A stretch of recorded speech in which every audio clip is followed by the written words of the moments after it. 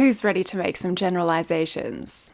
I am. What is the most attractive quality of each of the 16 personalities? Well, we are going to get into that today. Though there is a pinch of truth in what I'm about to say, most of it is just generalizing. We're stereotyping, and we're having a bit of a laugh in the process. Feel free to comment as you go. So what is it about each of the 16 personalities that might attract a potential suitor? Well, let's start with the obvious ones. ESFJ, well, the vibrance, the warmth. I don't know if you can hear that. My husband is literally creating a fire outside. A safe one, don't worry, so I apologize for the noise you may hear in the back. The vibrance, the warmth, the light behind their eyes. This is lacking in some of the other types, trust me. ESFJs bring a certain sunshine into the room and the ability to make anyone feel special.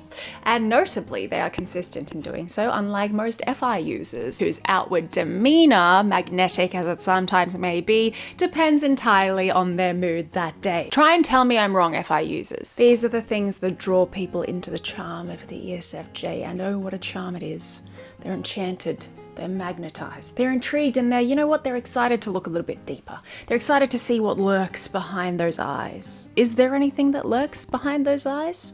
Let me know in the comments. ISFP, well, it's got to be that quiet assurance about themselves and who they are, whilst also being simultaneously loud in how they express themselves, which we love. How amazing it is to see someone who knows exactly who they are, but are not forcing it on anyone. To the outsider, an ISFP confidently and happily strolls through life with confidence and groundedness, like a duck with much water off its back. Do they sometimes have conversations with ducks and sometimes even pretend to be a duck? Well, yes, but that is no less inspiring. There is a quiet intelligence to an INFJ that is held so close to their chest that one cannot help but be intrigued as to the horrors that lurk beneath the trapdoor. INFJs seem to have this ever-present knowing of what's going on, and there's always something deeper going on. Even if you might know it, they can feel it, they can sense it. I don't know how, don't ask me. This is seemingly present by the fact that they don't really get rattled by anything. I mean, I'm sure they do in their quiet time. For there is always something down there, in the dark, waiting to come out. But to the average Joe, it's that secret wisdom behind those eyes that just makes you want to crack it open, balanced by the immense warmth that they exude. That is probably exceptionally attractive to a lot of people. ENTP, well, if roguish charm had a mascot, ENTPs would be it. I mean, who hasn't at one point got sucked in by an ENTP's quick wit, their blunt but weirdly impersonal insults, and their utter aloofness that makes you, for some reason, crave their approval? It is this social magnetism that is the flame to the average Joe's moth. I'm literally looking at a flame right now that my husband has built. And again, I don't know why. He's an ENTJ. He's got a new plan every single second. Every second, I'm telling you people. This social magnetism gives this impression of self-confidence and security in oneself that is enviable by most of us. Now, is it actually the case that ENTPs are as confident and as self-assured as they appear? Or are they merely pulling the wool over our eyes, and their own eyes, to be fair?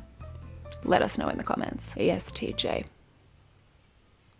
Let's come back to them. ISFJ, I mean, who doesn't want a sense of stability in their lives? ISFJs are the most stable, and by that I mean the most consistently present, both literally and figuratively, of all the types, I'd be happy to say. And the best part is they're conflict averse, so they'd rather suffer silently than bring conflict into your life. How good! For real though, that stability feels like home. And most of us want that. Most of us. Some of us don't. Let me know in the comments. ESFP, well, what isn't attractive about an ESFP? Many, many things. I would say that probably the most attractive thing about an ESFP is their ever-present, infectious enthusiasm for life. They are so perpetually present in the moment that they can bring you out of your head and into the fun of the present moment. And they will be very pushy and persistent in doing so, which I'm sorry, is what a lot of you need. Now, are they always dependable in that regard? No. After all, what goes up must come down.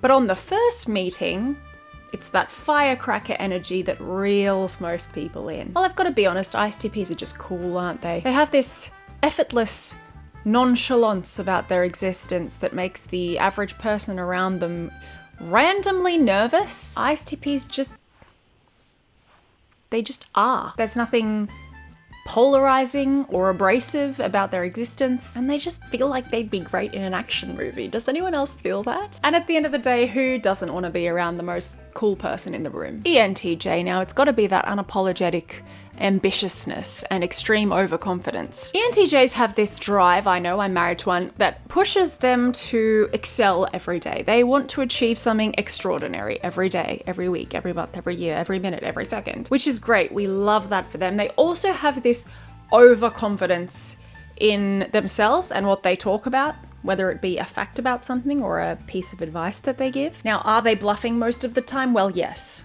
But you wouldn't know it on the first time you meet them because they are very good at bluffing, so it can be attractive. ENFP, what's not to love? What is not to love? Let me know in the comments. Just kidding. Do not gang up on ENFPs. It happens a lot in my videos. ENFPs are probably the type that is most likely to make you feel special and important when they meet you. We've all been on the receiving end of that. We've all been on the receiving end of an ENFP who makes us feel like we're unique and lovable and special in their lives, and then we just never hear from them again. And then you see them at a party and be like, hi, yeah, hi, I'm Kristen. We had that really amazing chat one night, and they're like, oh, and you can tell they genuinely don't remember you, but then they feel like they have to pretend to remember you, and you're like, wow, do you have that many important chats with people that I was just another person to you? I shared my soul on that night. They seem incredibly interested in what you have to say. They are great listeners, great with words of affirmation, and they ask so many questions. And the weird thing is they're not faking any of it. It is legitimately how they feel. They think you are fascinating when they meet you. They do genuinely care about and want to know everything about you when they ask you those questions. In that moment, for sure. Will they forget about you tomorrow? It's entirely likely. But it is no less authentic in the moment, I promise you. I know it's weird, but it's true. You just have to take my word for it. I mean, add to that their lovable puppy dog qualities, their ability to laugh at themselves, and their general amount of self-knowledge, and you've got your pick of attractive qualities, haven't you? On the first meeting. Now, ISTJs have a lot of attractive qualities, but two come to mind. First, their sincerity, and second, their reliability. Truly, if you talk to an ISTJ, you can know without a shadow of a doubt that they are not succumbing to any pressure, social pressure or otherwise, to present in a certain way. Maybe arguable with work. Let me know in the comments if you're an ISTJ. What you're getting is their true, unfiltered, sincere self. And that is a really wonderful quality, especially if you are looking for a long-term relationship. And while reliability, well, that speaks for itself. Plus, who doesn't want a personal assistant, am I right? INTP now, is it too stereotypical for me to say sharp intellect? Because What else is there? kidding, just kidding. Well, we know for sure that that is a legitimately attractive quality in most INTPs, but the problem is that you don't typically always see that until the second or third, fourth, fifth, or 27th meeting with them. I would say another attractive quality about INTPs is their coolness and mystery in social settings. They're relatively low maintenance, adaptable, listen well in conversation, ask questions. So they're just a generally great presence to be around, and sometimes they're that stranger in the corner that you just want to know about, and then you try and talk to them and you get nothing, and you're like, ooh, the mystery intrigues me. And also, though they have a lot of really interesting stuff to say, you genuinely may not hear them talk for years. So that does keep the mystery alive. ESTP. Similar to ENTPs, ESTPs just have this bold confidence that is magnetic when you first meet them. They seem sure of themselves, they've got so many cool stories to tell, they're sure of their opinions, no matter how controversial they may be, and they just seem fearless from first meeting. They're not the type to step back and wait to sort of suss out how you're perceiving them or who you are before they then project the version of themselves that they want to be. They are undeniably themselves. That's a really great quality. And a lot of the time we are attracted to qualities that we wish we had in ourselves, and that ESTP boldness and fearlessness is a genuinely enviable quality. Until they choose to genuinely risk their lives on multiple occasions in very low stakes situations. That's when it's less enviable, though still attractive to some. I don't know what to tell you. ENFJ, just so much kindness and consideration, but with the confidence that comes with being an extrovert, those two things together can be very attractive. Meeting an ENFJ can give one the feeling that they have met the most altruistic person on the planet. They can make every single person feel seen at the same time and seem to have an endless boundless amount of energy for all people. That is attractive to most people, and understandably so, and also very hard to relate to. So there's that element of mystery as well. But then the only question is, how altruistic are they really?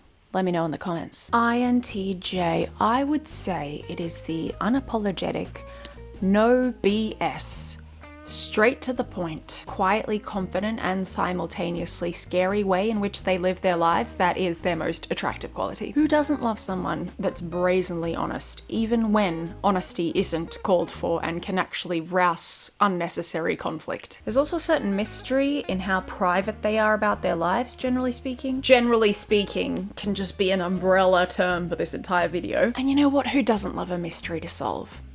Ignoring the fact that you probably never will solve that mystery even when they're on their deathbeds. And now we're back to ESTJ. I was joking before, I actually have several close ESTJs in my life and I love them all. My son has just come outside to play and he is way too cute. I am officially going to get distracted for the rest of this video. ESTJ's most attractive quality, and it is incredibly stereotypical of me to say so, but it just has to be the answer, is their organization and effectiveness in orchestrating plans and projects and everything. He's running towards the window. Hi! You playing with Dad? They are the type to meet you, and if they like you, actually make a plan to see you again. Structure and plan out the entire date or meeting via a timeline that they have that you may never see. There's always a plan, there's always a backup plan, they're always on top of things, and they really don't necessarily need you to contribute at all to the plan, which is fantastic. That can make someone feel really special, to have someone plan things for you.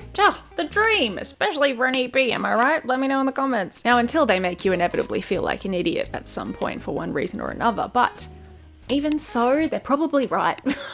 And finally, INFP. Now, you thought I was leaving you till last INFPs because I was gonna make fun of you, and you're probably nervous the entire time in this video. But I have to say there are a lot of qualities to choose from in INFPs. It's gotta be their emotional depth, though, that takes the cake home. Takes the cake home is not the expression. They're the type to meet you for the first time, ask meaningful questions about you, listen intensely, and I mean intensely, to your answers. And then 10 years later, if you're still friends with them at the time, cross-reference your answer from that time with another monologue they're giving at that time. It's that softness and that emotional depth and wisdom, maturity that you see in their eyes when you meet them for the first time that is genuinely attractive. That's nothing to say for the further depths into which you will dive if you continue a relationship with them. There may even be some Horrors that lurk beneath the trapdoor. What? Horrors that lurk